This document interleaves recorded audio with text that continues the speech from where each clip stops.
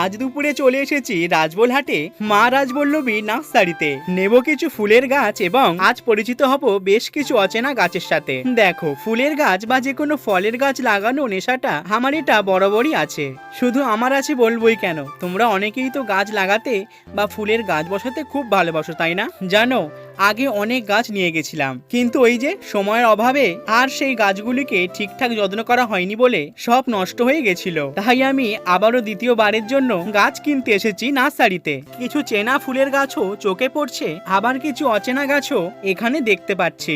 আর এইসবের মধ্যে আমি যে ফুলের গাছগুলোকে কিনেছি সেগুলো হলো একটি গোলাপি জবা ফুলের গাছ, একটি গন্ধরাজ ফুলের গাছ ও একটি স্থলপদ্মের গাছ। আর তোমরা হয়তো বিশ্বাসই করতে পারবে না, এখানে আমি গাছগুলো একদম খুব কম দামে পেয়েছি। জানো, আশায় আছি এই ফুলের গাছগুলো যদি ঠিকঠাক থাকে তাহলে আমি আবারও আসবো এখানে ফুলের গাছ কিনতে। চলো, গাছ তো কেনা হলো, এবার তাহলে বাড়ি যাই। দেখা হচ্ছে আবারও নতুন কোনো একটি ভিডিওতে।